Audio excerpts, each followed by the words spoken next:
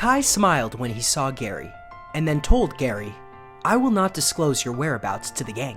When Gary was confused about this, Kai continued, "Let's form a bigger club together, and you can help me. We can organize the high school students in the school to form a new gang." Kai then waved Gary to leave. After Gary left the roof, Kai asked the girl who had been hiding in the rooftop storage room, "So Mai, are you really sure that he was the one who defeated the member of the color gang who was chasing you today?" "There's no doubt about it.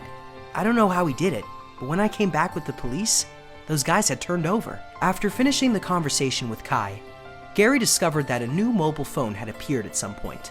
This must have been given to him by Kai. At this time, his new mobile phone received a message. "This is your new phone. Do not give this number to anyone. Whenever I need to contact you, this is where I will reach you. So remember to keep your battery powered up." It seems that Kai has regarded Gary as a team member. Gary returned to the after-school activities he was supposed to do, and the teacher was organizing rugby activities for the boys. Gary found that the girl who made his heart beat wildly, Jin, was also sitting in the audience at this time. Gary was a little distracted by the new task that suddenly appeared in front of him, but the harsh whistle quickly brought him back to action. Blake held the ball tightly and ran towards him. Gary running forward, a large piece of grassy dirt was thrown into the air, and Gary shot towards his classmates like a rocket. Blake didn't have time to react as the two collided. Gary was the first to stand up with the ball.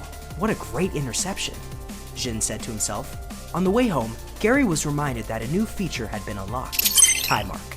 This new feature allows him to track someone, making the tagged person a target for hunting. Now he faced a dilemma, as he was tasked with consuming 2 kilograms of meat per day to complete the task. Afraid of attracting attention, he secretly eats raw meat in alleys, exposing his uncontrollable instincts as a werewolf. Troubled by these changes and in need of money, Gary turns to an old acquaintance, Kay, for help with his financial woes. The lens of the story temporarily turns to Gary's friend, Tom, who has discovered Gary's strange behavior since this morning. The broken table, which suddenly became capable of knocking Blake away, and the punctured football. Gary, really, is it a werewolf? In the past, he would have immediately refused to believe such a crazy idea.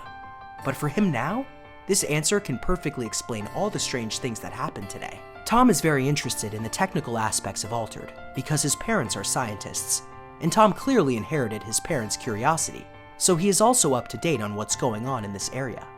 Whether it's every time a new fossil is unearthed, or any development that might lead to more changes for humanity. If Gary really is a werewolf, like in those movies and books, then this could become very dangerous during a full moon.